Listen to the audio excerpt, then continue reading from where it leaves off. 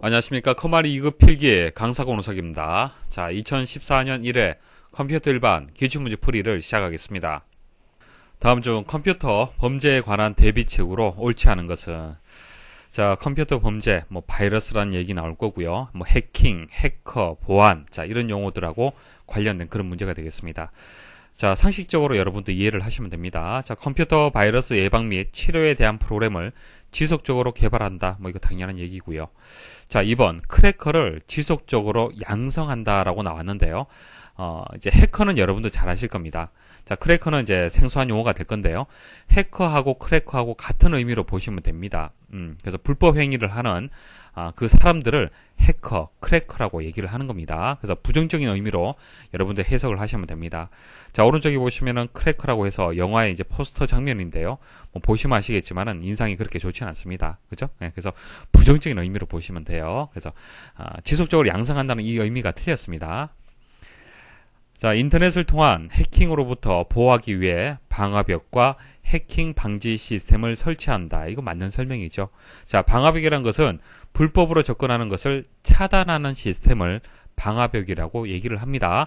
자, 해킹을 당하지 않도록 설치하는 시스템이다. 그렇게 보시면 됩니다. 자, 4번 정기적인 보안 검사를 통해서 해킹 여부를 감시하도록 한다. 맞는 설명이죠. 그래서 여기서는 2번이 정답이 되겠습니다. 다음 중 네트워크 구성에 대한 설명과 프로토콜이 바르게 연결된 것은, 프로토콜이란 것은 어떤 규약을 뜻하는 겁니다. 약속, 서로 통신하기 위한 약속, 그것을 프로토콜이다 그렇게 얘기를 하고요. 쉽게 여러분들이 그냥 기술이다, 그렇게 보시면 됩니다. 그래서 블루투스라든지 와이파이 그리고 이더넷 이런 기술들, 이런 것들을 프로토콜이다 그렇게 보시면 됩니다. 자, 그래서 이 문제는요, 블루투스가 무엇인지, 와이파이가 무엇인지, 이더넷이 무엇인지를 이해를 해야만 문제를 풀 수 있도록 그렇게 출제가 되었습니다. 자, 각각에 대한 용어들 말씀을 드릴게요. 자, 블루투스는 여러분들 대부분 평소에 다들 사용하고 계실 겁니다. 자, 오른쪽 그림 보시면요, 마우스가 있는데 선이 없죠? 연결된 선이 없습니다. 자, 여기 보시면 USB 요 장치를 컴퓨터 본체에 연결을 하고요. 그리고 이제 선은 없지만은 자, 연결된 이 USB 이 포트 부분하고 이제 무선 마우스죠. 서로 이제 무선으로 연결하는 이 기술이 블루투스가 되는 거예요. 그래서 선 없이 서로 통신할 수 있는 근거리 무선 접속 기술이 블루투스가 되는 겁니다. 자, 와이파이는 여러분 잘 아시겠죠? 무선 랜을 뜻하는 겁니다. 그래서 무선 접속 장치가 설치된 곳을 중심으로 일정 거리 이내에서 PDA라든지 노트북 컴퓨터 혹은 스마트폰이 되겠죠. 자, 통해서 초고속 인터넷을 이용할 수 있는 그 기술을 와이파이다 그렇게 하는 거고요. 자, 이더넷이 좀 생소할 수가 있는데요. 이더넷은 근거리 통신망, 자, 근거리 통신망을 랜이라고 얘기를 하는데요. 여러분들 학교라든지 회사라든지 이렇게 네트워크가 구성이 되어 있겠죠.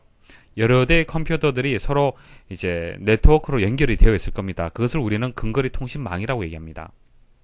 근거리 통신망. 그래서 이것을 이제 구현하는 기술이, 가장 대표적인 기술이 이더넷이라는 기술이 있습니다. 자, 그래서 이렇게 세 가지 용어를 일단 기본적으로 이해를 하셔야 되고요. 자, 그러면 서로 연결을 한번 해보겠습니다. 자, 노트북 컴퓨터를 무선 핫스팟에 연결을 한다. 자, 무선 공유기에 연결한다. 자, 어떤 기술을 얘기를 하는 겁니까? 와이파이를 뜻하는 것이죠. 자, 그다음 무선 마우스를 PC에 연결하는 건 뭐죠? 이것은 블루투스가 되고요. 비즈니스 네트워크나 유선 홈 네트워크를 구성한다. 그러니까 짧은 거리, 근거리 통신, 근거리를 통신할 수 있도록 네트워크를 구성을 하는 것을 우리는 이더넷이라고 얘기를 하는 겁니다. 그래서 집에 있는 컴퓨터들을 연결하는 것도 하나의 이더넷이 되는 거예요. 그래서 각각을 이렇게 연결을 하시면 되겠습니다. 자, 3번이 정답이 되겠습니다. 다음 중 윈도우즈 7에서 인터넷 익스플로러의 작업 내용과 바로가기의 연결이 옳지 않은 것은, 바로가기 키, 단축키라고 보통 부르는데요. 자, 여기 1번 보시면은 현재 창을 닫는다라고 했을 때 컨트롤 Q라고 나왔는데 이거 틀렸습니다. 익스플로러에서 현재 창을 닫을 때는 이 X표를 보통 눌러서 마우스로 클릭을 해서 창을 닫게 되죠. 근데 이렇게 이제 기능을 수행하는 것이 아니라 키보드에 있는 키를 조합을 해서 실행을 할 수 있습니다. 자, 그 키가 Alt F4번이에요. Alt F4번. 키보드에서 Alt하고 F4번을 한번 동시에 눌러 보십시오. 그러면은 창이 닫히게 됩니다. 그래서 옳지 않은 것을 찾기 때문에 1번이 일단 정답이 되고요. 나머지도 여러분들 암기해 두셔야 됩니다. 자, 이런 바로가기 키가 문제를 풀이할 때마다 계속적으로 나올 겁니다. 그때마다 암기를 할 수밖에 없어요. 이런 문제들은.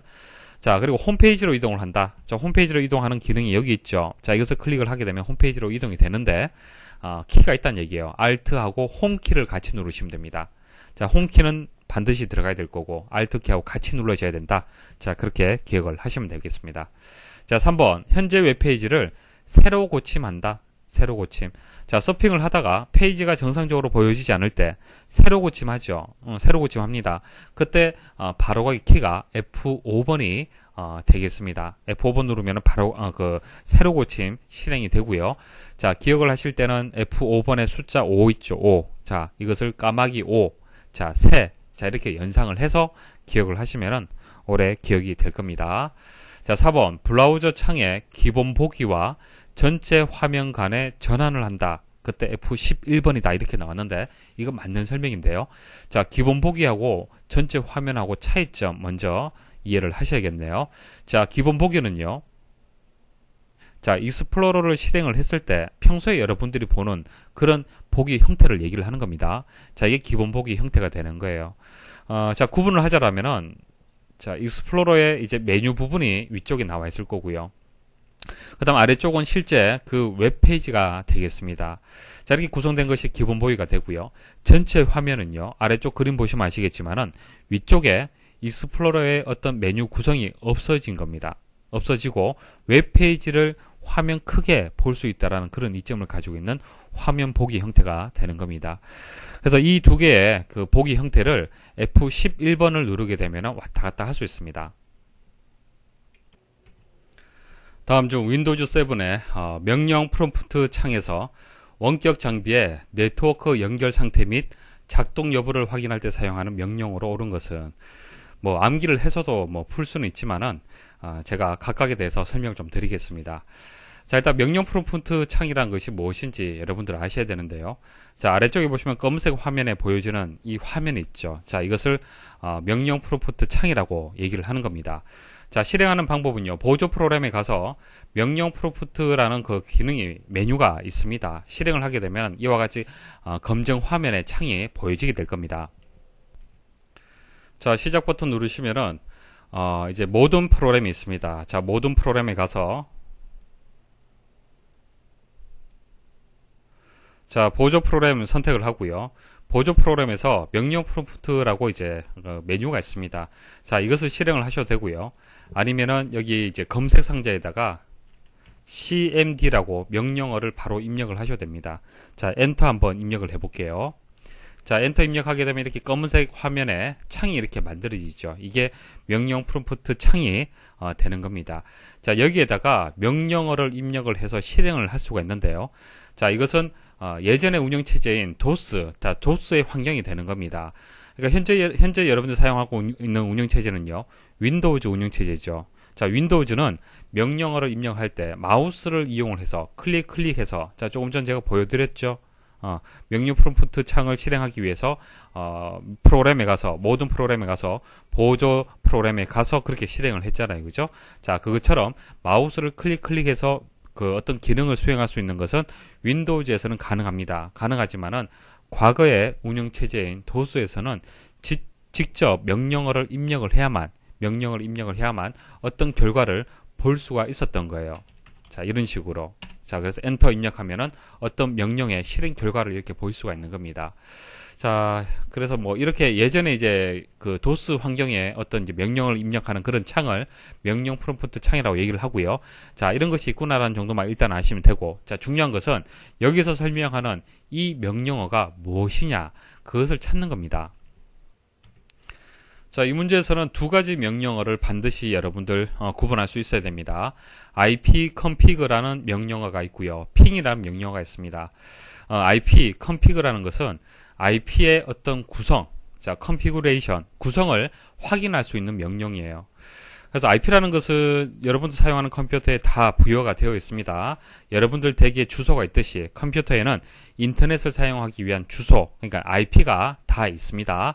그래서 현재 컴퓨터에 네트워크 설정에 관한 정보, 그러니까 네트워크를 하기 위한 여러 가지 정보들을 표시해주는 그런 명령어가 IP 컨피그가 되겠습니다. 그래서 IP 주소, 서브넷 마스크, 뭐 기본 게이트웨이, 뭐 자세한 것은 다음에 또 말씀을 드릴 겁니다. 중요한 것은 네트워크 설정하고 관련된 이런 정보들을 표시해주는 명령어는 IP 컨피그다. 자, 그렇게 기억을 하시면 되고, 자, 여기에다가 IP 컨피그 입력하고 엔터 입력을 하시면 돼요. 그러면 아래와 같은 화면을 볼 수가 있습니다. 자, IPv6, IPv4, 자, 이렇게 주소 체계도 다음에 설명을 드릴게요.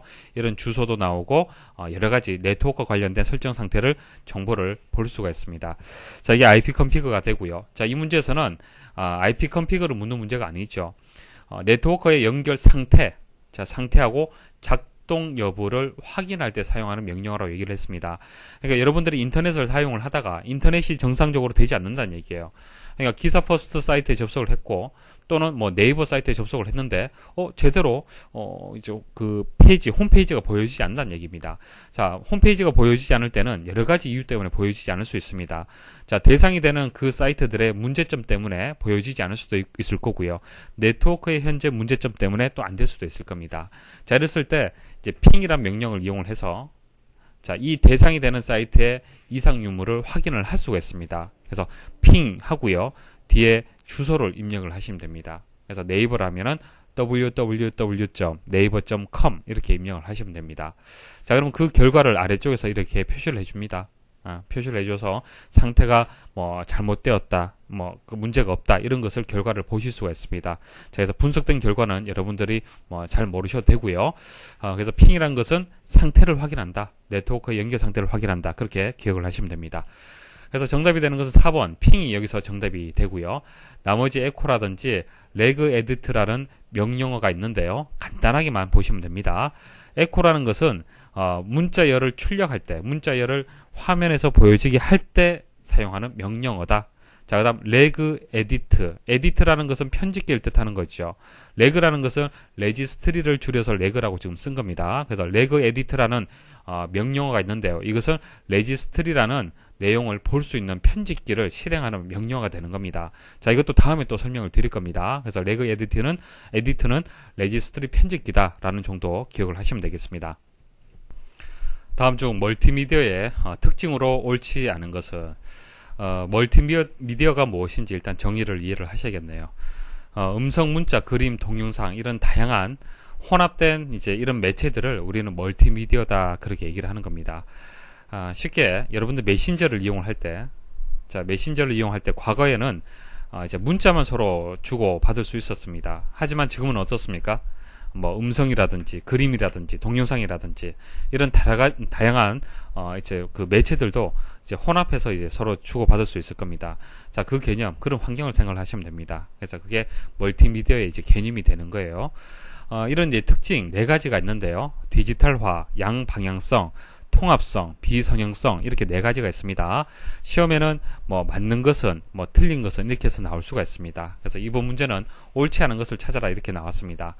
자, 그럼 각각에 대해서 물론 암기를 해서 풀 수도 있지만은 좀 이해를 제가 도와드릴게요. 디지털화, 디지털 여러분들이 그 메신저를 이용하면요 서로 주고받는 데이터들이 어떤 데이터입니까? 아날로그 데이터입니까? 디지털 데이터입니까? 컴퓨터로 처리하는 것은 디지털 데이터가 되는 겁니다. 그래서 1과 0으로 되어 있는 전원이 들어오고 전원이 들어오지 않는 전압이 높고 전압이 낮은 그런 상태를 보통 우리는 숫자로 1과 0이다 그렇게 얘기를 하는데요. 컴퓨터는 단순히 1이냐 0이냐를 기초로 해서 데이터를 처리를 하는 겁니다. 그래서 디지털 데이터가 되는 거고 그림으로 표현하자 그러면 뭐 이런 식의 형식이 되겠죠. 자, 아날로그 데이터는요. 뭐 온도가 오르고 내리고 혹은 목소리의 어떤 파장 이런 것들을 아날로그 데이터로 얘기를 하는 겁니다. 그러니까 사람이 이제 이해하는 형태는 사실상 아날로그 데이터가 될 거고요. 컴퓨터가 처리할 수 있는 이해할 수 있는 데이터는 디지털 데이터라고 그렇게 일단 이해를 하시면 됩니다. 자, 그래서 디지털화, 그러니까 컴퓨터가 일단 결과적으로 처리를 해야 되기 때문에 우리가 가지고 있는 음성, 문자, 그림, 동영상 이런 것들을 어떻게 한다? 디지털로 바꿔야겠죠. 변환을 해야만 처리가 가능하다는 얘기입니다. 자, 그런 뜻이 되는 거고요. 양방향성. 자, 이것은 정보 제공자하고 사용자 간의 소통을 이제 상호작용에 의해서 데이터가 전달이 된다. 그러니까 메신저를 한쪽에서만 일방적으로 제공하는 것이 아니라 서로 주고받는 개념이 되는 거잖아요. 그렇죠? 하지만은 라디오 같은 경우에는 방송국에서 어떻게 청취자한테 일방적으로 푸시하는 형태죠. 보내는 형태입니다. 자, 그게 당방향성이라고 얘기를 하는 거고요. 양방향성은 서로 주고받는 그런 데이터 전달 방식을 얘기를 하는 겁니다. 여기 보면 예시로 이제 VOD가 나와 있는데요. VOD가 뭡니까? VOD는 사용자가 방송국에 접속을 해서 내가 원하는 프로그램을 클릭을 하게 되면 그 프로그램을 볼 수가 있는 것이죠. 그러니까 내가 어떤 의사결정을 해서 신호를 전달을 해서 받는 형식이 되는 겁니다. 이것도 양방향성의 하나의 예시가 되겠습니다. 자, 그 다음 정보의 통합성. 텍스트, 그래픽, 사운드, 동영상, 애니메이션 등의 여러 미디어를 통합하여 처리한다. 자, 이게 멀티미디어의 기본적인 개념이 되는 거고요. 자, 비성형성. 자, 데이터가 일정한 방향으로 순차적으로 처리되는 것이 아니라 사용자의 선택에 따라 다양한 방향으로 처리가 되는 것을 얘기를 한다. 자, 예시를 보시면은 성형성이라고 얘기를 했을 때 극장 생각하시면 됩니다. 자, 극장에서 앞부분의 내용을 여러분들이 놓쳤다고 해서 되돌릴 수 있습니까? 그럴 수 없잖아요. 무조건 순서대로 봐야 됩니다. 순차적으로. 하지만은 영화를 다운로드 받아서 곰플레이어와 같은 재생기를 통해서 제어를 하면서 앞뒤로 이동을 하면서 볼 때는 비성형성이라고 얘기를 하는 거예요. 그래서 멀티미디어는 어떻다? 비성형성의 특징을 가지고 있다는 얘기입니다. 자, 그래서 여기서 정답이 되는 것은 2번이 정답이 되겠네요. 단방향성이 아니죠.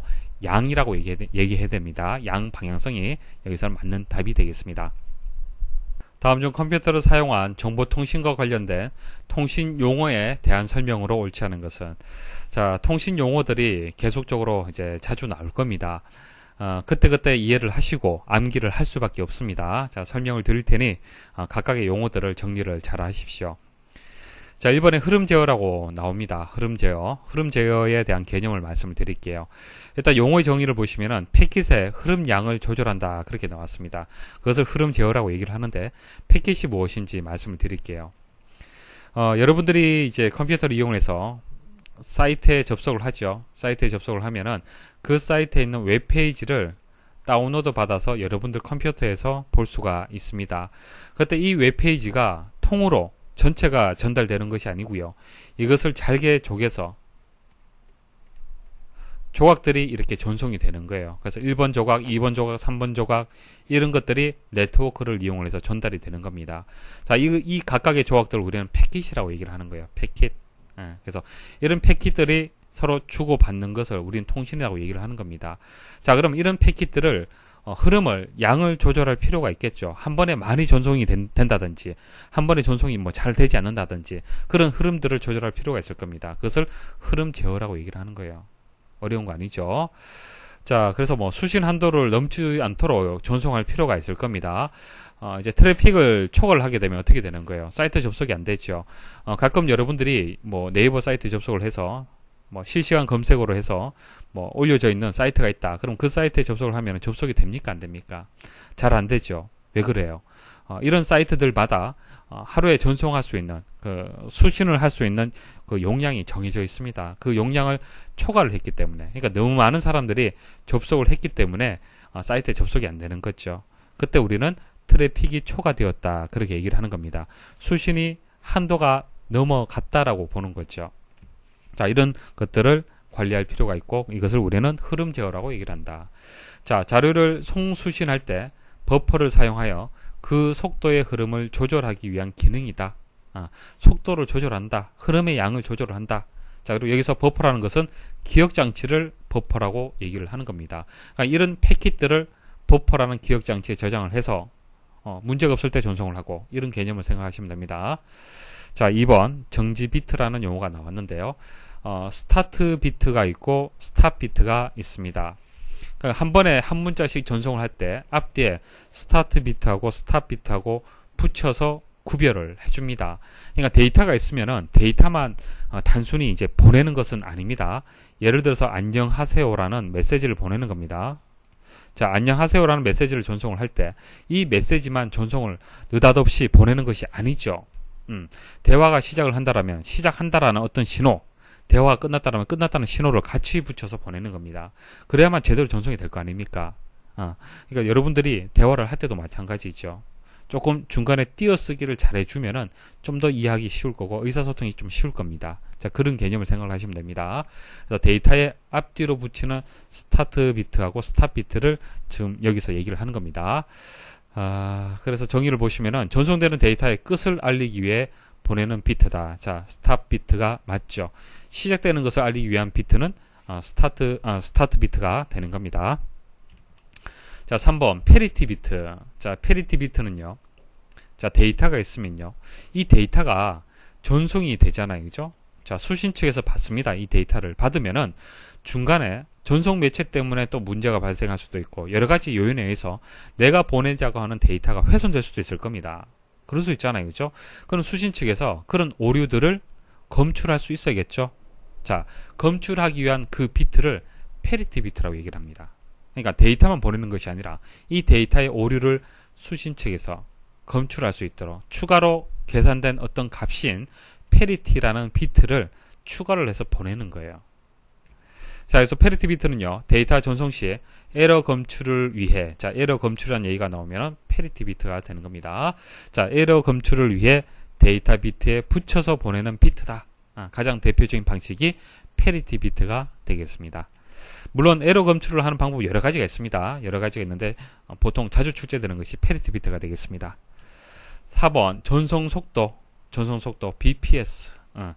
데이터가 전송이 된다면 그 속도를 측정할 수 있는 단위가 분명히 있겠죠. 자, BPS가 주로 이제 사용되는 이제 단위가 되겠습니다. 여기서 B가 뜻하는 것이 비트가 되는 거고요. S가 세컨드, 그러니까 초당 비트 수가 되는 거예요. 초당 비트 수. 그러면 1200 BPS라는 얘기는 1초 동안에 1200개의 비트를 전송한다. 비트라는 것은 정보를 표현하는 최소의 단위를 비트라고 얘기를 합니다. 공간 한 개를 생각하시면 됩니다. 그럼 이 공간 한 개에 컴퓨터는 이진수를 이용하기 때문에 숫자 1 아니면 0을 저장을 할 수가 있습니다. 그러니까 이 공간, 자, 1이냐 0이냐 1 또는 0을 저장할 수 있는 그 크기를 이제 그 기억 공간을 비트라고 얘기를 하는 겁니다. 그럼 하나의 비트가 있으면은 몇 개의 정보를 표현할 수 있을까요? 2개를 표현할 수가 있어요. 2개. 1 아니면 0. 2개의 정보를 표현할 수가 있죠. 그래서 1초 동안에 1200개의 비트를 전송할 수 있는 것을 얘기하는 겁니다. 4번에 보시면 바이트라고 나왔죠. 바이트. 바이트는요, 비트가 8개가 모이면은 바이트가 됩니다. 8개 비트가 1바이트가 되는 겁니다. 그래서 이제 약어가 잘못되었죠. 그래서 4번이 정답이 되겠습니다.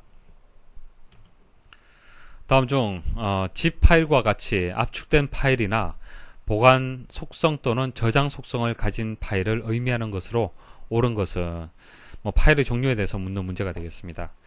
1번에 실행 파일이라고 있는데요. 확장자 중에서 EXE로 끝나는 확장자를 가지는 파일들 보신 적 있으십니까? 보통 게임 CD가 있더라면 그 CD에서 EXE 파일을 이제 더블 클릭을 하면은 게임이 설치가 되죠. 혹은 실행이 될 겁니다. 그래서 EXE는 이제 실행 파일이 되는데요. 실행 파일 여러 가지 중에서 가장 대표적인 확장자가 EXE가 되고요. 그리고 마우스로 이제 더블 클릭을 했을 때 자동으로 이제 실행이 되는 거죠. 자동으로 이와 연결된 프로그램이 실행이 되는 겁니다. 자, 아카이브 파일. 여기서는 이제 아카이브 파일이 정답이 되는데, 아카이브란 것은 기록 보관소의 의미를 가지고 있습니다. 그래서 이런 것들은 백업용이라든지 보관용 파일을 아카이브 파일이다, 그렇게 얘기를 하는 겁니다. 그래서 문제에서 요구하는 정의하고 동일하죠. 자, 3번 동적 링크 라이브러리 파일. 자, 이것은 다이나믹 링크 라이브러리. 자, 줄여서 DLL이라고 얘기를 합니다. 여러분들 운영체제를 설치를 하면요, .dll이라는 파일들을 많이 보실 수가 있을 겁니다. 보통 시스템 내에 많이 설치가 되고 있는데요. 프로그램 실행과 관련된 파일입니다. 실행하고 관련된 파일인데, .exe, 그러니까 실행 파일은 아니고요. 이 프로그램을 실행하기 위해서 필요로 하는 파일들을 얘기를 하는 겁니다. 그래서 다수의 실행 파일에 공유될 수 있기 때문에 디스크 용량이나 메모리를 절약할 수 있다. 자, 이게 무슨 뜻이냐면은 예를 들어서 여러분들이 어떤 프로그램을 설치를 합니다. 프로그램 설치를 해서 자, 그 프로그램이 CD 내에 저장이 되어 있습니다. 그럼 이 CD 내에 프로그램 실행을 위한 파일들이 다 담겨져 있겠죠. 담겨져 있을 겁니다. 자, 그러면은 1번부터 해서 100번까지 파일이 필요로 해요. 그럼 1번에서 100번까지 이 CD에다가 다 담는 것이 아니라 1번에서 100번까지 파일 중에서 1번에서 50번까지 파일들은 이제 프로그램에서만 필요로 하는 것이 아니라 대부분의 프로그램에서 다 필요로 하는 그런 내용이더라. 그러면 이것은 어떻게 한다? 미리 컴퓨터 내부에 저장을 해두는 겁니다. 그래서 DLL이란 이름으로 해서 1번에서 50번까지는 미리 컴퓨터 내부에 저장해 두면요. 이 CD에는 51번부터 해서 100번까지만 파일만 가지고 있으면 실행이 되겠죠. 개념 이해를 하시겠습니까? 그래서 나머지 프로그램, 다른 프로그램도 마찬가지예요. 컴퓨터 내부에 자주 실행이 되는, 자주 필요로 하는 그 파일들이 공유가 되어 있기 때문에 디스크 용량이라든지 메모리를 절약할 수 있다는 얘기입니다. 그러니까 라이브러리, 우리가 도서관에 가서 우리가 필요한 파일들, 책들을 거기서 찾잖아요. 그죠? 그런 개념을 생각을 하시면 됩니다. 자, 배치 파일. 자, 배치 파일이라는 것은 보통 .bat의 확장자를 가지는 겁니다. 여러분들이 이제 컴퓨터를 이제 부팅을 하게 되면은 자동으로 어떤 프로그램들이 쭉 실행이 되죠. 그 실행하는 순서를 누가 가지고 있냐면 배치 파일이 가지고 있어요. 실행 파일을 자동으로 연속적으로 실행할 때 유용한 그런 파일 형태가 되겠습니다. 여기서는 문제에서 요구하는 것은 이제 2번이 되겠습니다.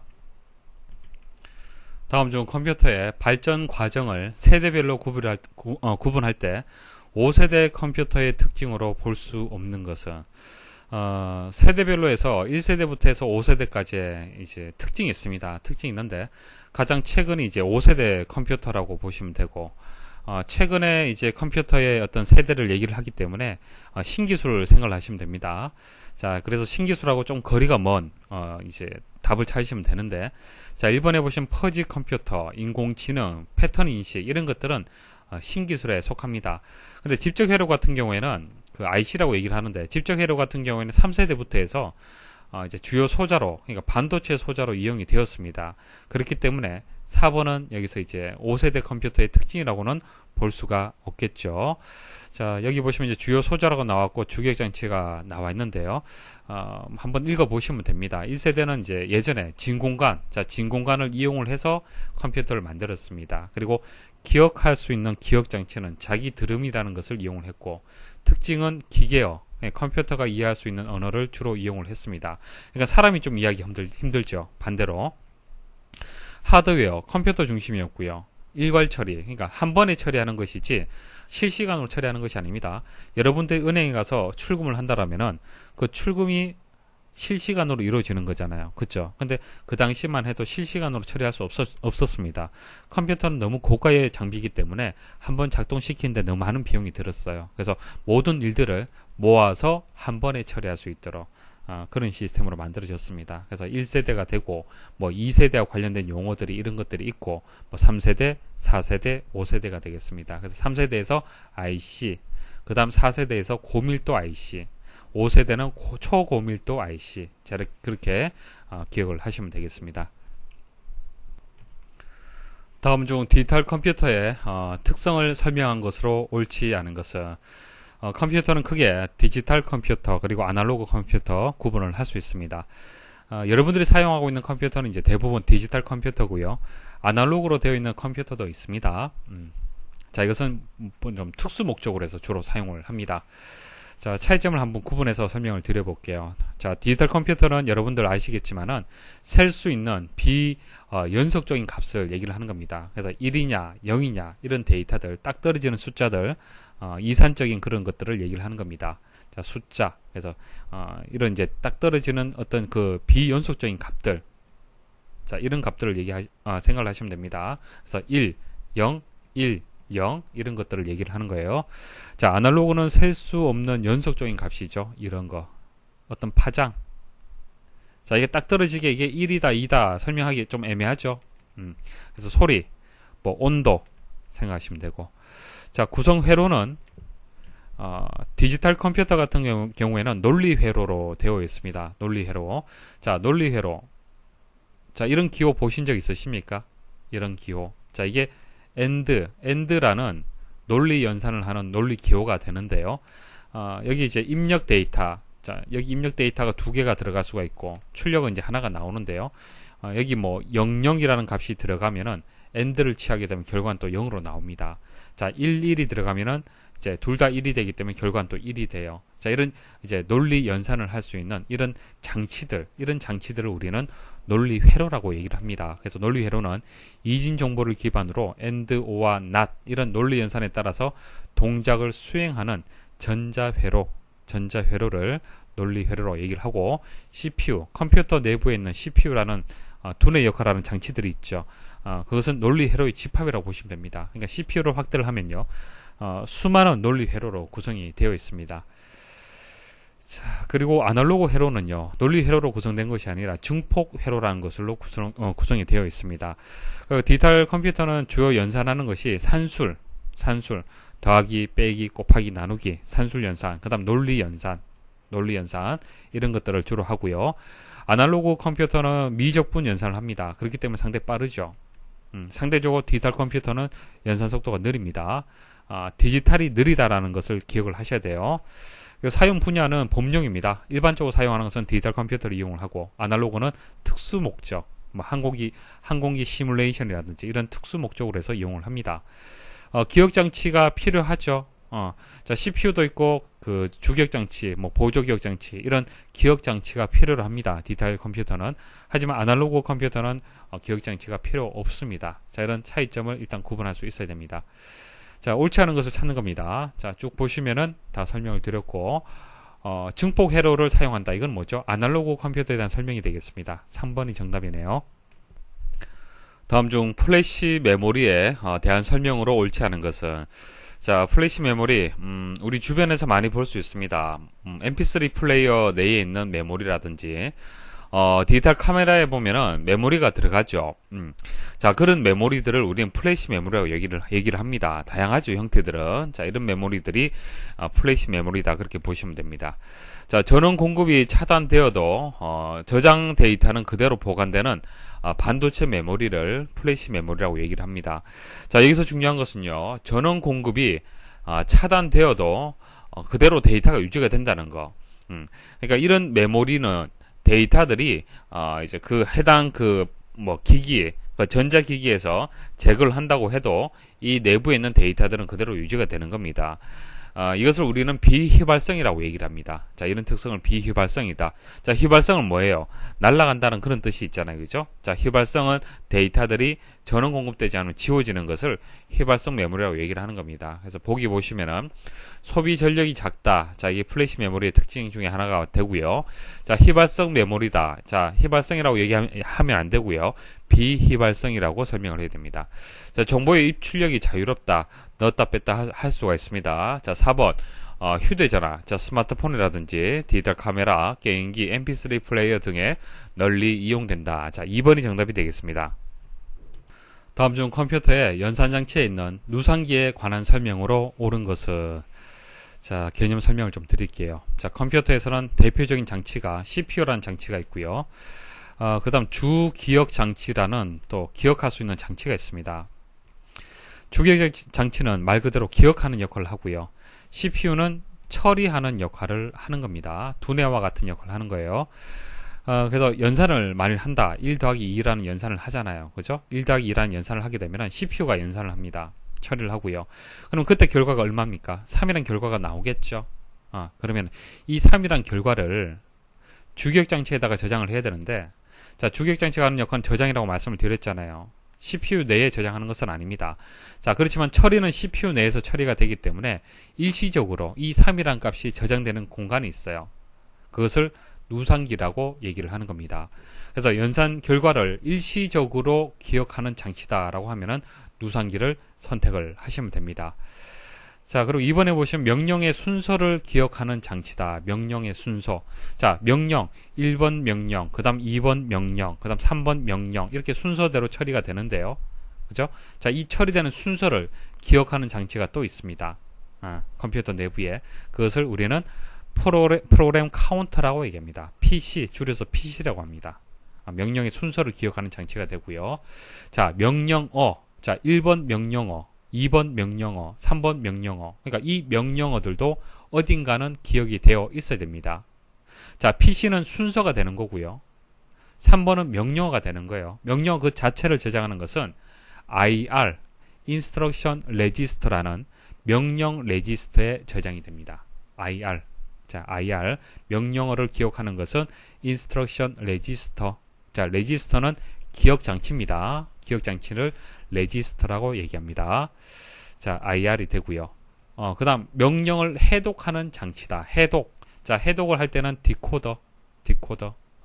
그러니까 컴퓨터가 이제 사람이 이해하는, 그러니까 사람이 이해하는 것과 컴퓨터가 이해하는 것은 다르죠. 컴퓨터가 이해하는 언어하고 사람이 이해하는 언어는 다릅니다. 그래서 컴퓨터 내부적으로 명령을 해독할 수 있는 장치가 또 필요합니다. 그 장치를 디코더라고 얘기를 하는 겁니다. 다음 중 윈도우즈 7의 기능에 대한 설명으로 옳지 않은 것은 1번 하나의 컴퓨터를 사용하는 여러 사용자가 사용자마다 사용 환경을 다르게 설정할 수 있다. 가능합니다. 여러분들 댁에 컴퓨터가 한 대 있으면은 이 한 대로 가족 모두가 서로 다른 환경으로 이용을 할 수 있어요. 그러니까 다르게 사용할 수 있는 이유가 사용자 계정을 만들 수가 있기 때문에 그렇습니다. 자, A라는 계정, B라는 계정, C라는 계정, D라는 계정. 그러니까 계정이란 개념 아시죠? 네이버라는 사이트를 이용할 때 여러분들 계정으로 여러분들 환경에 맞도록 사용을 하잖아요. 그렇죠? 자, 사용자 계정을 이제 설정하는 방법은 제어판에 가서 사용자 계정을 선택을 하시면 되는데요. 자, 시작에서 제어판이 있습니다. 자, 제어판 누르시면은 여기 보면 사용자 계정이 있죠. 자, 사용자 계정에 들어가게 되면은 여러 가지 어떤 설정을 할 수가 있습니다. 2번 윈도우즈 미디어 플레이어를 이용하여 간단하게 동영상 편집을 할 수 있다. 편집할 수 있다. 편집 못합니다. 윈도우 미디어 플레이어는 곰 플레이어처럼 재생하는 재생기예요. 재생 프로그램이 되는 거지 편집은 할 수 없습니다. 그래서 여기서 2번이 정답이 되겠습니다. 자, 3번 소규모 네트워크를 구축할 수 있다. 여러분들 댁이라든지 여러분들 회사에 여러 컴퓨터들을 연결을 해서 네트워크를 구축을 할 수 있습니다.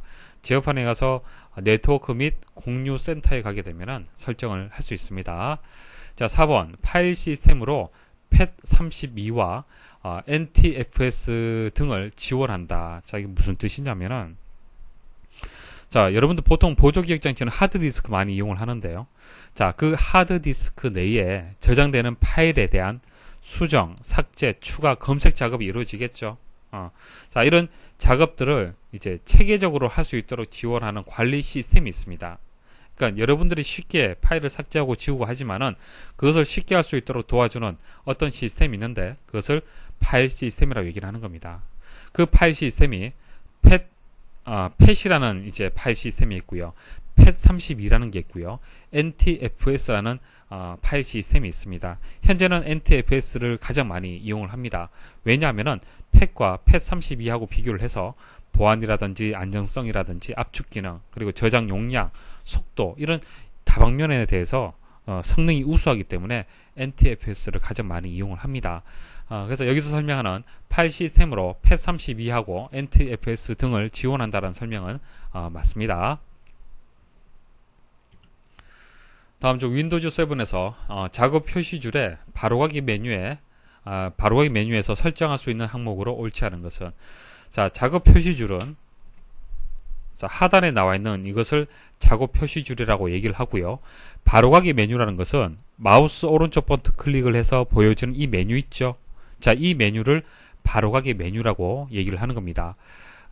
그래서 뭐 아래쪽 해석을 보시면 아시겠지만은 작업 표시줄 바로가기 메뉴에서 여기 보시면 이제 계단식 창 배열, 창 가로 정렬 보기, 작업 표시줄 잠금 이런 것들은 설정을 할 수 있습니다. 하지만은 아이콘 자동 정렬, 아이콘 자동 정렬은 바탕화면의 아이콘을 얘기를 하는 겁니다.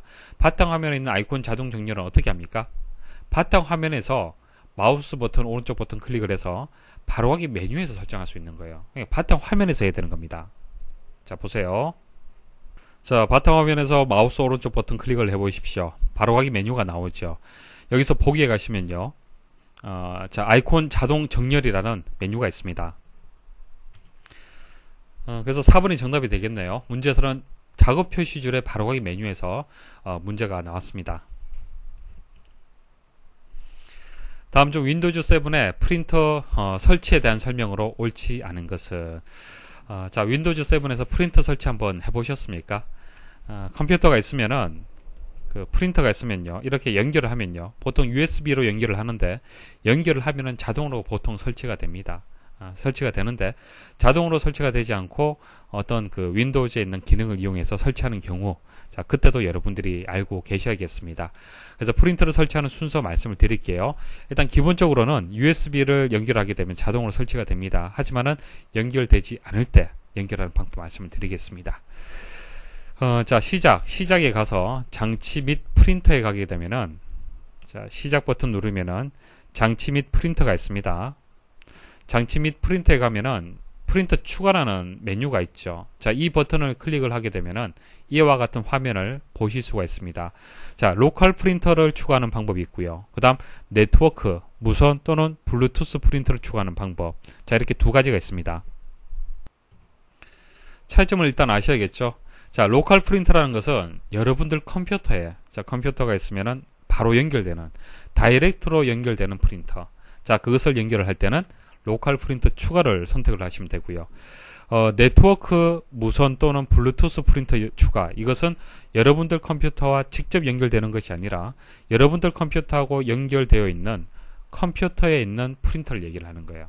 그러니까 다른 사람의 프린터가 되는 것이죠. 그러니까 다른 사람의 컴퓨터도 여러분들이 가지고 와서 공유를 해서 설치를 해서 이용을 할 수 있다는 얘기입니다.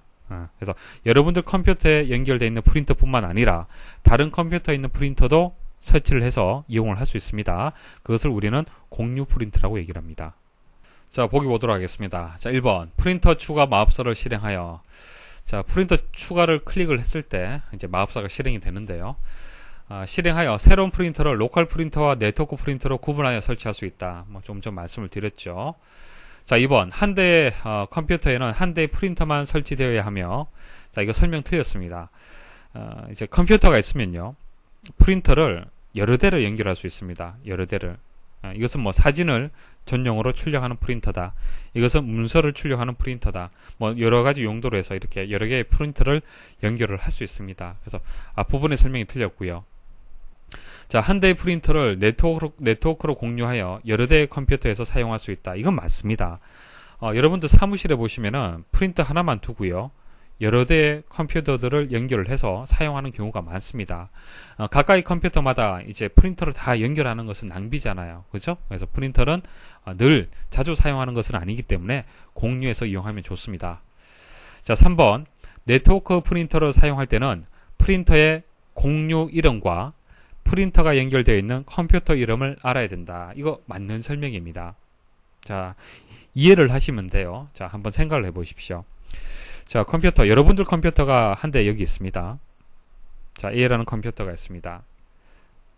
자, B라는 컴퓨터하고 연결되어 있고요. 또 C라는 컴퓨터하고도 연결되어 있습니다. 자, B라는 컴퓨터에 프린터가 연결되어 있고요. C라는 컴퓨터에도 프린터가 연결되어 있습니다. 자, 만일 여러분들이 C 컴퓨터에 있는 프린터를 이제 이용을 하고 싶다는 얘기예요. 설치하고 싶다는 얘기입니다. 그럼 설치할 때 어떤 것을 알고 있어야겠습니까? 어떤 것을 알고 있어야 될까요? 자, 컴퓨터 이름, C라는 컴퓨터 이름 당연히 알고 있어야겠죠. 자, A 입장에서 B도 있고 C도 있잖아요. 컴퓨터가. 그죠? 그래서 C라는 컴퓨터 이름을 일단 알고 있어야 됩니다. 자, 그 다음 C 컴퓨터에 연결되어 있는 프린터 이름도 알고 있어야 됩니다. 그래서 이 두 가지 값을 알고 있어야만 네트워크로 해서 프린터를 사용을 할 수 있습니다. 네트워크 프린터를 설치하면 다른 컴퓨터에 연결된 프린터를 내 컴퓨터에 연결된 프린터와 같이 사용할 수 있다. 뭐 당연한 얘기죠. 다른 컴퓨터에 설치되어 있는 프린터라 하더라도 내 컴퓨터 연결만 되어 있으면 내 컴퓨터인 것처럼 사용을 할 수 있습니다. 다음 중 그래픽 파일 형식 중 GIF에 대한 설명으로 옳지 않은 것은, 자, GIF, 뭐 JPG 이런 확장자들 한번 들어보셨을 겁니다. 자, 특징 한번 정리를 해볼게요. GIF는 인터넷 표준 그래픽 형식입니다. 그러니까 인터넷 서핑을 할 때 자주 접하는 형식이 되겠습니다. 표준적으로 사용을 하고 있기 때문에 그래요. 그리고 애니메이션을 표현할 수가 있습니다. 동영상은 아닌데 분명히 사진인데 이미지인데 어떤 모양이 바뀌는 그림 보신 적 있으십니까? 자, 그거 확장자 보시면요, GIF로 되어 있습니다. .gif라고 되어 있을 겁니다. 그리고 8개의 비트의 컬러를 표현을 할 수가 있습니다. 자, 이 부분을 잘 이해를 하셔야 되는데, 자, 8개의 비트로 해서 컬러를 표현한다는 얘기가 무슨 얘기냐면은, 자, 한 개의 비트로 해서 표현할 수 있는 정보의 가지수가 몇 가지죠? 0 아니면 1이 되기 때문에 2가지 정보 표현할 수 있죠. 한 개의 비트 가지고 있으면 2가지 정보 표현할 수 있습니다. 자, 그러면 비트가 2개면은 몇 개 정보 표현할 수 있습니까? 00, 01, 10, 11. 그러니까 여기에 들어가는 값이 00이 들어갈 수도 있지만은 11까지 해서 총 4가지 정보를 표현할 수 있다는 얘기입니다. 자, 이것을 어떤 그 공식으로 계산을 하게 되면은 1비트는 2의 1승계의 정보를 표현할 수가 있고요. 2비트는 2의 2승계의 정보를 표현할 수 있습니다. 자, 그래서 8개 비트라면은 어떻게 되겠습니까? 2의 8승이 되고요. 2의 8승은 256입니다. 256이 되는 거예요. 그래서 GIF는 8개의 비트를 이용해서 컬러를 표현하기 때문에 256가지 색을 표현한다는 얘기입니다. 그러니까 우리가 눈으로 보는 색깔들 있죠. 물론 256가지 색깔보다 더 많습니다. 많은데 GIF는 어떻게 한다? 그 모든 색깔들을 256가지 색으로 표현한다는 얘기입니다. 그럼 아무래도 색감은 떨어지겠죠. 색감은 떨어지지만은 어때요? 용량은 그만큼 줄어들기 때문에 8개의 비트만으로 표현을 하기 때문에 전송 속도는 빠르다는 얘기입니다. 만약 32비트로 되어 있는 32비트 컬러를 표현한다. 그러면은 가지수는 2에 32개까지 표현할 수 있지만은 용량이 커지기 때문에 전송 속도는 떨어질 수밖에 없겠죠. 색을 풍부하게 표현하면 표현할수록 용량 커진다는 얘기입니다. 자, 그리고 GIF는요, 무손실 압축 기법을 사용을 합니다. 자, 여기서 압축이라는 얘기가 나오는데 왜 압축이라는 얘기가 나오냐면은 우리는 그 컴퓨터로 이제 데이터를 처리하기 위해서 아날로그 데이터를 디지털로 바꾸죠. 그림도 그렇고 동영상도 그렇고 모든 것들을 아날로그를 디지털로 바꿉니다. 이때 압축이 들어갑니다. 압축이 들어가요. 그러니까 아날로그의 이 원본 데이터를 100% 그대로 디지털로 바꿔버리면은 용량이 엄청 커집니다. 엄청 커지기 때문에 이것을 압축을 해서 용량을 줄이도록 그렇게 처리를 합니다. 그래서 사진도 마찬가지예요. 그냥 압축을 하는데 GIF 같은 경우에는 무손실이에요. 무손실. 그러니까 손실이 발생하는 압축 기법이 있고 손실이 발생하지 않는 압축 기법이 있는데요. 무손실입니다. 손실이 발생하지 않아요. 그러니까 원본 그림을 손상 없이 손상시키지 않고 그러니까 이미지 손상이 적게끔 해서 이제 디지털 파일로 바꾸는 겁니다. 그런 방식을 얘기를 하는 거예요. 이해하시겠죠? 그래서 압축률이 떨어질 수밖에 없어요. 이 방식은 그러니까 원본 파일이 있으면은 이 원본 파일을 이제 GIF로 해서 만일 그 바꿔버리면은 이 원래 용량이 만일 10메가다 그러면은 바꾼다 하더라도 이게 용량이 뭐 5메가라든지 이렇게 툭툭 떨어지지 않는다는 얘기입니다. 이해하시겠습니까? 그러니까 압축률이 여기 50%밖에 안 되잖아요. 그렇죠? 그러니까 그만큼 압축률이 떨어진다는 얘기예요. 압축을 좀 더 많이 할 수 없다는 얘기입니다. 그러니까 용량을 더 줄일 수 없다는 얘기예요. 왜? 무손실 방식이기 때문에. 그러니까 원본 그림을 손상시키지 않는 방식이 되기 때문에 압축률은 떨어질 수밖에 없다. 자, 1번. 비손실 압축과 손실 압축을 모두 지원한다. 아니죠. 무손실 압축 기법을 사용을 합니다. 그래서 비손실 압축만 지원을 하는 거예요. 그러니까 비손실이나 무손실이나 같은 뜻입니다. 그래서 손실 압축은 지원하지 않죠. 1번이 정답이 되고요. 2번 여러 번 압축을 하여도 원본과 비교해 화질의 손상은 없다. 자, 이 압축 기법이 어떤 기법이라고 얘기를 했습니까? 무손실이죠. 손실이 없기 때문에 화질의 손상이 없다. 자, 3번 최대 256가지 색상까지 표현할 수 있다. 8비트 컬러이기 때문에 그렇습니다. 4번 배경을 투명하게 처리할 수 있다. 뭐 이거 하나 기억을 하십시오. 자, 인물 사진이 있다라면은 자, 이렇게 증명 사진이 있으면 이 바깥 배경이 있죠. 이 배경을 투명하게 흰색이 아니고요. 투명하게 처리할 수 있습니다. 투명하게 처리했을 때 좋은 점이 뭐냐면은 배경을 뭐 얼마든지 A 배경, B 배경, C 배경, D 배경 이렇게 배경이 있잖아요. 그죠? 있으면은 인물 사진 외에 뒷 배경만 얼마든지 교체해서 바꿀 수가 있습니다. 그래서 배경을 투명하게 처리할 수 있다는 설명을 맞습니다. 특징이. 다음 중 윈도우즈 7에서 휴지통에 관한 설명으로 옳지 않은 것은, 자, 휴지통 기능은 다들 사용을 해보셨을 겁니다. 자, 휴지통이 왜 필요합니까? 삭제한 파일을 일시적으로 보관하는 장소로서 필요시 복원이 가능하기 때문에 휴지통을 이용을 하죠. 그러니까 실수를 방지하는 겁니다. 목적이 파일을 잘못 삭제를 했을 때 복원하기 위해서 사용하는 것이 휴지통의 개념이 되는 겁니다. 그러니까 우리 일상생활에도 마찬가지죠. 여러분들 방에 휴지통이 있죠. 어떤 문서를 작성을 하고 잘못 작성을 했다고 해서 이것을 완전 소각하는 것이 아니라 일단 휴지통에 넣잖아요. 그래서 다시 필요로 하다라면 꺼내서 볼 수가 있습니다. 자, 그 개념을 생각을 하시면 됩니다. 자, 몇 가지 특징 정리를 좀 해드릴게요. 자, 폴더나 파일을 삭제하는 방법. 가장 간단한 방법 뭡니까? 바로가기 키 중에서 딜리트 키, 키보드에서 딜리트 키를 누르게 되면 삭제가 되죠. 자, 근데 삭제를 할 때 시프트 키하고 같이 눌러서 삭제를 하잖아요. 그때는 완전 삭제가 됩니다. 그러니까 딜리트 키만 누르면은 그 파일이 휴지통으로 이동이 되는데요. 시프트하고 같이 누르게 되면은 휴지통으로 이제 이동이 안 되고요. 완전 삭제가 됩니다. 그러니까 복원이 안 돼요. 복구가 안 됩니다. 자, 그다음 마우스 오른쪽 버튼을 누르면은 이제 나타나는 바로가기 메뉴가 있죠. 해당 파일에서 마우스 오른쪽 버튼 클릭을 하게 되면은 그때 이제 삭제라는 메뉴가 있습니다. 이것을 이용할 수도 있고, 아니면은 마우스를 이용을 해서 해당 파일을 꾹 눌러서 쭉 드래그를 하는 겁니다. 드래그해서 휴지통으로 드래그를 하게 되면은 휴지통으로 또 이동이 되면서 삭제가 됩니다. 그래서 여러 가지 방법이 있다는 거 알고 계시면 되고, 자, 복원하는 방법. 휴지통에서 되살리려는 파일을 선택을 하고요.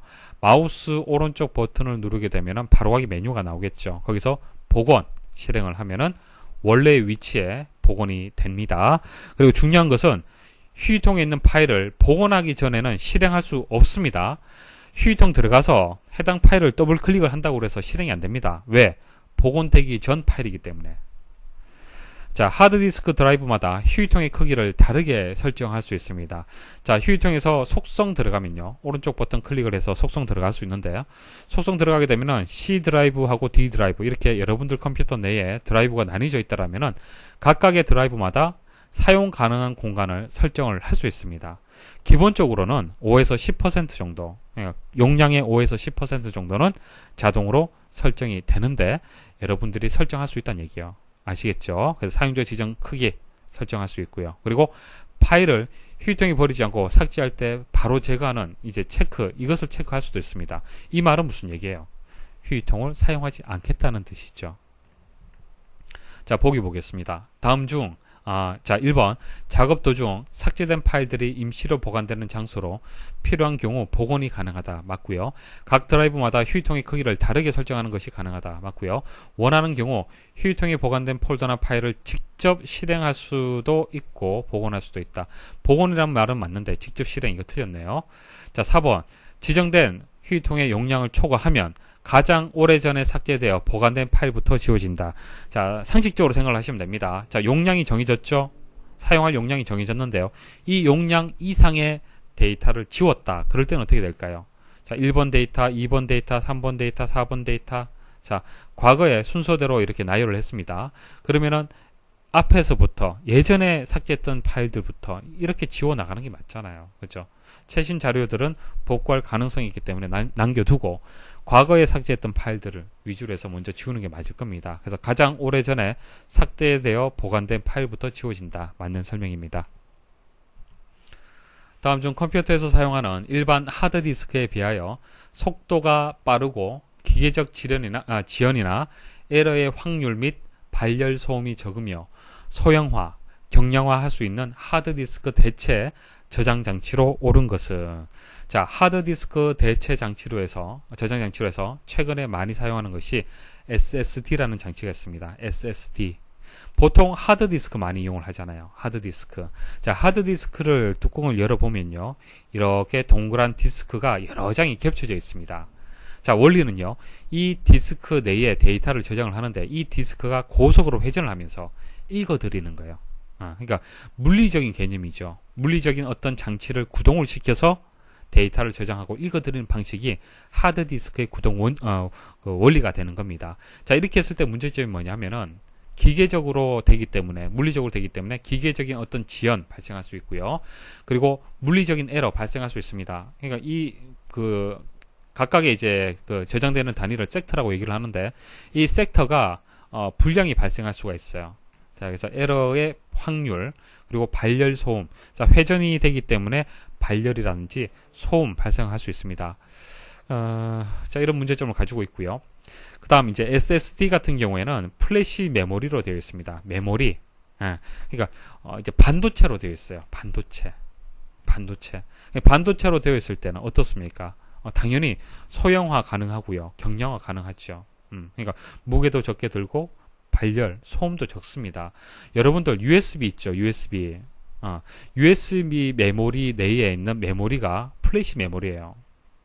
자, USB 메모리에 데이터를 저장할 때, 읽어드릴 때 소음이 많이 발생을 합니까? 아니잖아요. 열 많이 발생을 합니까? 아니잖아요. 그러니까 플래시 메모리를 이용을 해서 만든 것이 SSD가 되는 겁니다. 주로 SSD 같은 경우에는 노트북에서 많이 이용을 합니다. 노트북에서 많이 이용을 하고요. 하드디스크는 아직까지 하드디스크는 아직까지 데스크탑에서 많이 이용을 하죠. 데스크탑. 그래서 여기서 정답이 되는 것은 SSD가 정답이 되겠습니다. 다음 중 윈도우즈 7에서 컨트롤 ESC 키를 눌러 수행되는 작업으로 옳은 것은, 자, 이런 단축키, 이런 바로가기 키는 그때그때 암기를 하셔야 됩니다. 한번 보도록 하겠습니다. 자, 바탕화면에서 컨트롤 ESC 한번 눌러볼게요. 어떻게 되었습니까? 자, 시작 버튼을 눌렀을 때하고 똑같죠. 자, 그래서 정답은 1번이 정답이 되는 겁니다. 시작 메뉴가 나타난다. 자, 암기하는 방법 말씀을 드릴게요. 자, 컨트롤 ESC잖아요. 그죠? C하고 E 생각하시면 됩니다. C, 그죠? 시작의 C하고 발음이 비슷하잖아요. 그죠? 그렇게 기억을 하시면 오래 기억이 될 겁니다. 2번, 실행창이 종료된다. 자, 실행창이 닫힌다. 자, 실행창을 닫을 때는 어떻게 합니까? 보통 X표 누르잖아요. 이것을 대신할 수 있는 키가 Alt하고 F4번이 되겠습니다. 자, Alt하고 F4번 누르면 창이 닫히게 되고요. 3번, 작업 중인 항목에 바로가기 메뉴가 나타난다. 자, 바로가기 메뉴를 볼 수 있는 키는요, Shift하고 F10번입니다. Shift F10번. 만일 바탕화면에서 보통 바로가기 메뉴를 보려면 마우스 오른쪽 버튼 클릭하면 되잖아요. 그죠? 그때 이제 이런 화면들을 이제 마우스를 이용하지 않고 키보드를 이용을 할 때는 Shift F10번 누르면 됩니다. 자, 창 조절 메뉴가 나타난다. 창 조절 메뉴. 자, 탐색기가 실행된 상태에서 Alt하고 스페이스바를 한번 눌러 보십시오. Alt하고 스페이스바를 누르면은 이런 창 조절할 수 있는 메뉴가 표시가 됩니다. 자, 창 조절 메뉴는요, 이쪽 부분에서 마우스 오른쪽 버튼 클릭을 해 보십시오. 클릭을 하면 이렇게 창 조절 메뉴를 보실 수가 있습니다. 다음 중 윈도우즈 7의 제어판, 프로그램 및 기능을 사용하는 이유로 가장 적절한 것은, 자, 제어판에 가면은 프로그램 및 기능이라는 이제 메뉴가 있습니다. 이 메뉴를 이제 클릭을 하면요, 아래와 같은 이제 그림이 보여지는데요. 여기서 할 수 있는 것은 프로그램을 제거하거나 변경하는 이런 기능을 수행을 할 수 있습니다. 그러니까 아리아 한글이라든지 오피스 프로그램들 있죠. 이런 것들을 제거하고 변경을 할 때 이 메뉴에서 할 수가 있는 겁니다. 자, 그래서 보기를 읽어보시면은 저작권에 의한 사용료를 지불하기 위해서, 이거 전혀 상관없죠. 2번, 다른 사용자의 프로그램을 임의로 사용하는 것을 막기 위해서, 바이러스 예방을 하기 위해서, 이거 다 틀렸죠. 컴퓨터에 설치된 프로그램을 제거하거나 변경하기 위해서, 이게 맞는 설명입니다. 다음 중 윈도우즈 7의 제어판에서 개인 설정 기능에서 설정할 수 있는 기능으로 옳지 않은 것은, 자, 제어판에서 개인 설정을 클릭을 하면요, 이와 같은 그림을 보실 수가 있습니다. 그래서 개인 설정과 관련된 기능들이 여기 나와 있는데요. 자, 화면 보호기는 가능합니다. 설정 가능하고요. 그 다음 마우스 포인트 변경 가능하고요. 바탕 화면의 배경을 또 변경하는 것도 가능합니다. 자, 근데 가젯 설정은요, 제어판에서 바탕화면 가젯이라는 기능을 수행을 해야만 가젯을 설정을 할 수가 있습니다. 그래서 여기서 정답이 되는 것은 4번이 정답이 되겠습니다. 자, 개인 설정에서 하는 것은 바탕화면의 배경 그림, 창색, 소리, 화면 보호기, 바탕화면의 아이콘, 마우스 포인터의 모양, 계정 사진, 그러니까 바탕 화면과 관련된 내용들을 설정할 수 있다라고 일단 기억을 하시고 각각에 대해서는 암기를 좀 하셔야겠습니다. 자, 이렇게 해서 이제 이번 기출 문제를 이제 설명 마치도록 하겠습니다. 자, 하나 당부 말씀드리고 강의를 마치도록 하겠습니다. 일단 제 강의를 들으시면 다들 이해를 하실 겁니다. 그리고 확실하게 이해하는 방법은 개인 설정을 실행을 해서 이와 같은 화면을 보는 방법이 가장 좋겠죠. 그냥 실습을 하면서 이해를 하는 방식이 가장 좋습니다. 가장 좋은데 시험장 가서는 실습을 할 수가 없죠. 할 수 없습니다. 상시시험 같은 경우에는 컴퓨터 화면으로 문제를 풀어야 됩니다. 상시시험. 정시시험은 시험지가 주어지기 때문에 필기는 할 수 있습니다. 하지만 상시시험 같은 경우에는 컴퓨터 모니터로 문제를 보고 답을 선택을 해야 되기 때문에 필기를 할 수도 없고 당연히 실습도 할 수 없습니다. 그러면 이 문제만 보고 답을 바로 선택할 수 있어야 돼요. 그쵸? 실습할 수 없기 때문에 참 어렵습니다.